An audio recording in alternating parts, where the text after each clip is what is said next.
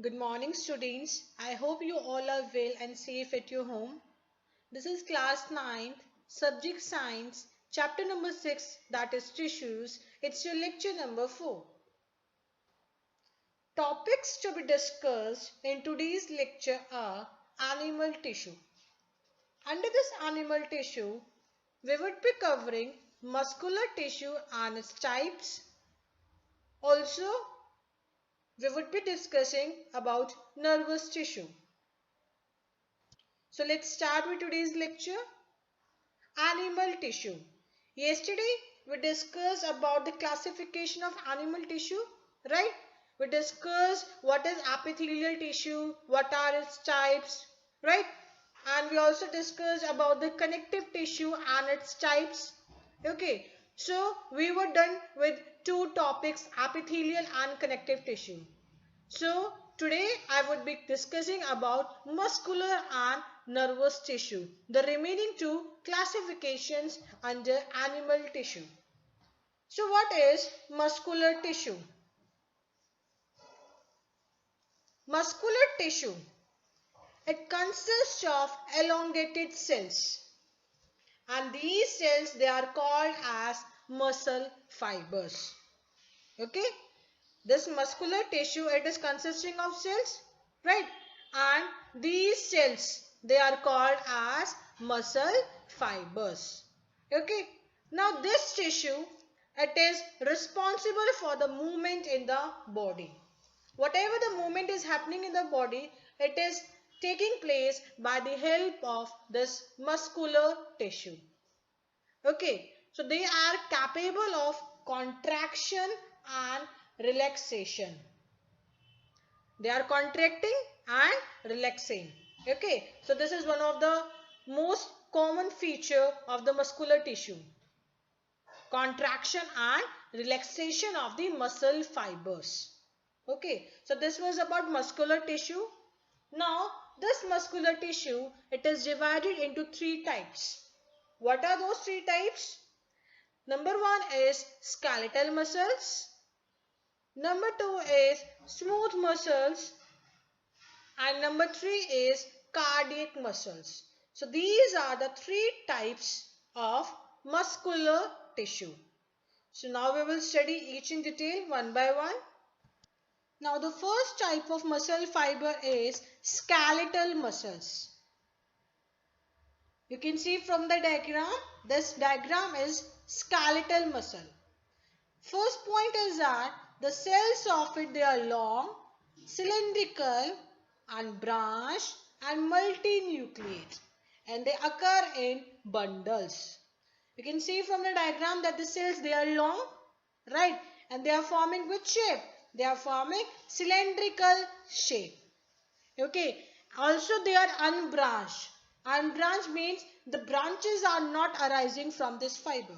That's why they are unbranched. And they are multinucleate. Multi means many. Nucleate means nucleus. So they have many nucleus. You can see from the diagram, they are having many nucleus. So that's why they are also a multinucleate. And they occur in bundles. So this was about the cells. Now second point is location. Where the skeletal muscle fibers they are found. They are found in limbs, face, neck and diaphragm. So in these places the skeletal muscles are found.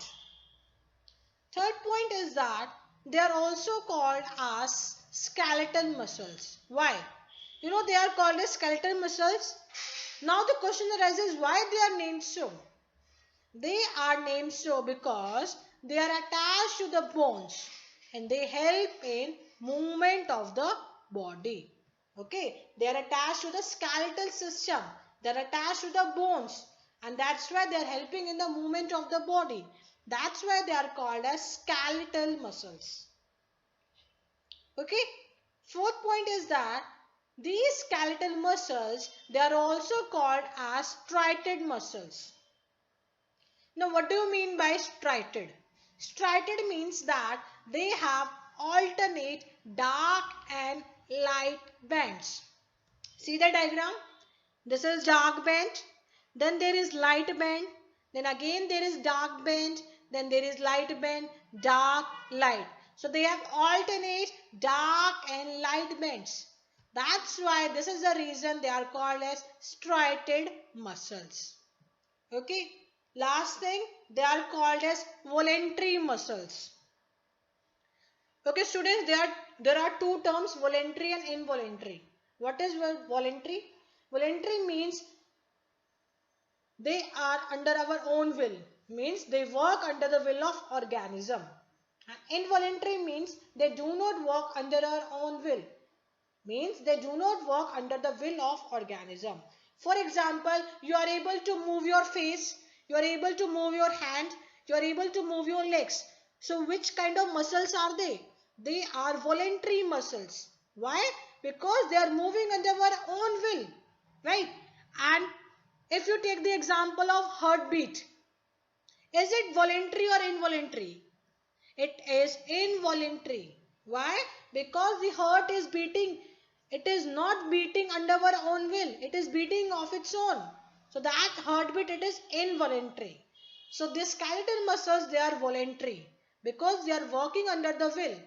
When you take the example of face, neck, diaphragm, we are moving.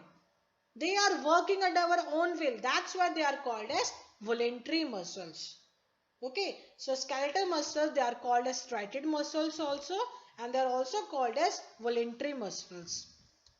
And this is the diagram of the skeletal muscle.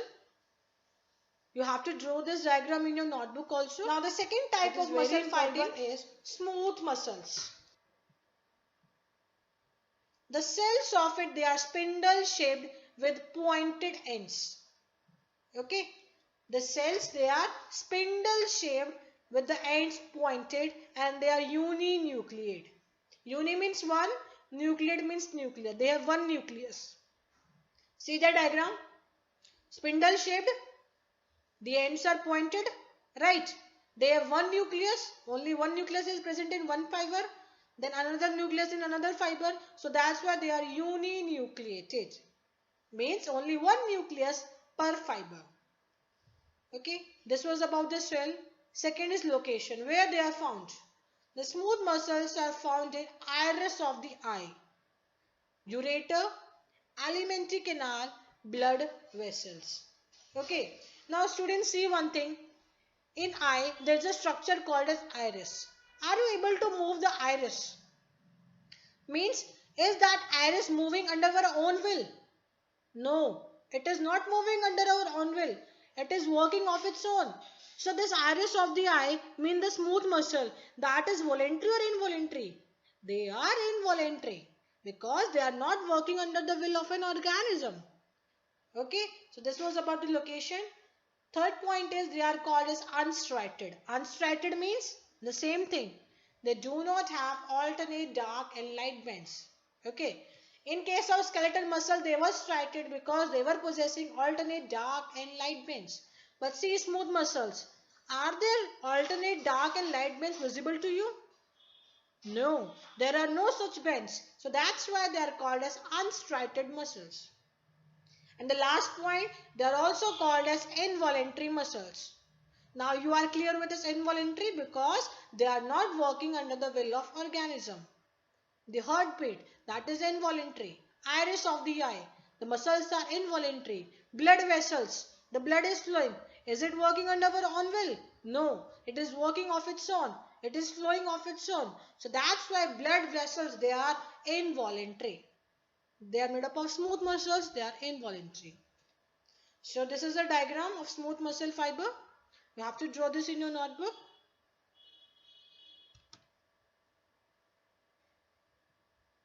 Now the third type is cardiac muscles.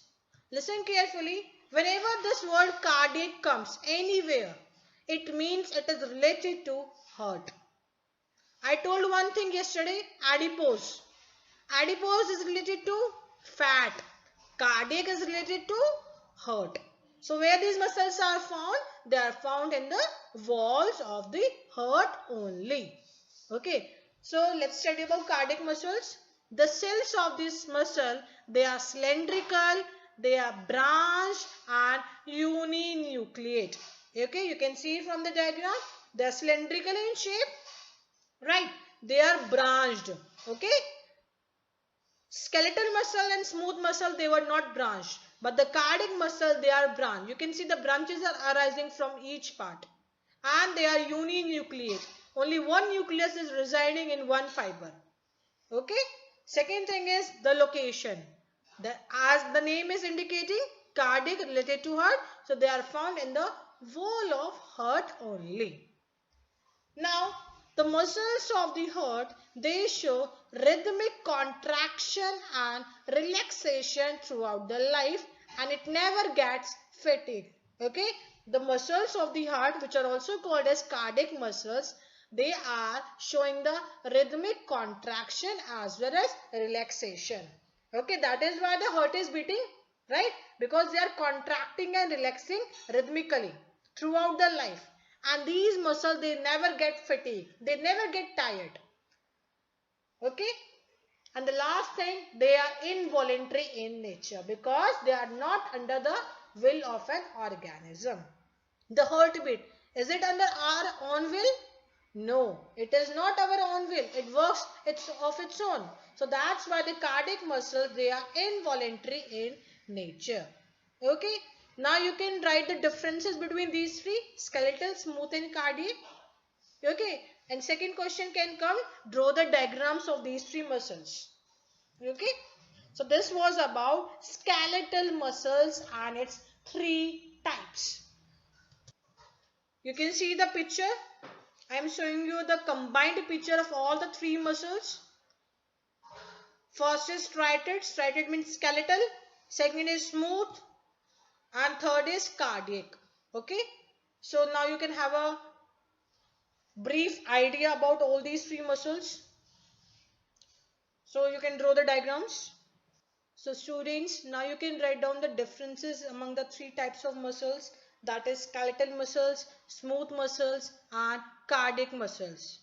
I have given you a brief idea. You can note down these points or otherwise you can write down of your own. Okay. So the first point is that skeletal muscles, they are tubulated. Tubulated means tube-like structure. They are striated. They are multinucleated fibers. The smooth muscles, they are spindle-shaped, non-striated and uninucleated fibers. Whereas cardiac muscles, they are branched, they are striated and uninucleated fibers. This was the first point of difference. Second point of difference, you can write down about the voluntary and involuntary. Skeletal muscles, they are voluntary. Smooth muscles, they are involuntary. And cardiac muscles, they are also involuntary in nature. Third difference, you can write down about the location where it is found. The skeletal muscles, they are usually attached to the skeleton like the limbs, face, neck, diaphragm. Smooth muscles, they occur in the walls of internal organs like blood vessels, iris of the eye. And third is cardiac muscles, they occur in the wall of heart only. Okay, so this was the differences between the skeletal muscles, type of animal tissue is cardiac muscles, nervous tissue. So this was about muscular tissue. Let us study about nervous tissue. The cells of this tissue, they are called as nerve cells or neurons. You know that tissue is made up of cells, right? So this nervous tissue, it is also made up of cells, and those cells in the nervous tissue, they are called as either nerve cells or neuron, one and the same thing. Okay. Now let us study the structure of this neuron. Neuron, it consists of a cell body. Okay, there is a cell body in which a nucleus is present and cytoplasm. Okay, two things are present, nucleus and cytoplasm. And the third thing is that from which long thin hair parts like arise. Okay, there is a cell body in which nucleus is present and cytoplasm is present, from which there is arising hair like structures, very long. Okay, now third point is that the neuron has a single long part that is called as axon. Okay, there is one single long part present in neuron that is called as axon, and it has many short branches. So this is a complete structure of neuron or nerve cell. Okay, so you can see this is the cell body. This is cell body, right? Inside the cell body, there is a centrally located nucleus. Okay, around this nucleus, this brown part, that is called as cytoplasm. So inside the cytoplasm, the nucleus is suspended or immersed. Okay. Now from the cell body, there are short branches arising which are called as dendrites. Okay. So this constitutes the cell body. Now you can see that there is a long single part which is arising. Right. This long single part, it is called as axon. It is called as axon. Now at the end of this axon, there are some endings which are called as nerve endings. Okay, they are attached to the nerves. Okay, so this is one single nerve cell or neuron. Okay, now when various nerve cells they combine together, they form nervous tissue. Okay, this is one nerve cell. Now when these various nerve cells they combine, they form nervous tissue. So this was about nervous tissue. Please draw this diagram in your notebook also. This is a very important diagram of this chapter. So this ends for today's lecture. What is your homework? You have to answer the following questions. Question number 1 is, name the tissue responsible for the movement in your body. Question number 2 is, what does a neuron look like? Question number 3, give 3 features of cardiac muscles. Question number 4, diagrammatically show the difference between the 3 types of muscle fibers. Question number 5, what is the specific function of the cardiac muscle? Question number 6, differentiate between striated, unstriated and cardiac muscles on the basis of their structure and location in the body. So please differentiate in tabular form. Draw a table and then differentiate. And the last question, draw a well-labeled diagram of neuron. Okay, you have to label it also. Do not forget labeling. It is very important.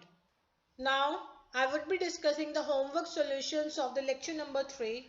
Question number 1 was, what are the functions of areolar tissue? Answer, areolar tissue are connective tissue which is found in animal. It is found between the skin, muscles, around blood vessels and nerves, and also in the bone marrow. And what is the function now? It fills the space inside the organs. It supports internal organs. It helps in the repairing of tissues. Okay, so this was the function of areolar tissue. Second question was, name the following. First is tissue that forms the inner lining of our mouth. That is squamous epithelium. Second, tissue that connects muscle to bones in humans. It is tendons. Tendon connect muscles to bone and ligaments connect bone to bone. Third part is tissue that transport food in plants. It is phloem. Phloem is that tissue which transport food in the plants. And fourth is tissue that stores fat in our body. It is adipose. Fifth, connective tissue with a fluid matrix. Connective tissue, there are 2 connective tissue, blood and lymph. So matrix is filled in blood. So the answer is blood. Third was, identify the type of tissue in the following. Skin. Skin is made up of which tissue? It is made up of squamous epithelium tissue. Next is bark of tree. It is made up of cork. Remember when I was teaching the topic cork, I took the example of bark of tree. So the bark of tree is made up of cork, that is a protective tissue. Next is bone. Bone is made up of connective tissue. Next is lining of kidney tubule. It is made up of cuboidal epithelium tissue. And the last is vascular bundle. It is made up of conducting tissue. What were the examples of vascular bundle? It was xylem and phloem. So if instead of vascular bundle, xylem and phloem are written, so the answer will be same, that is conducting tissue. Xylem and phloem both are conducting tissue. You can highlight this in your notebook also. Students, please keep learning side by side. Thank you, class.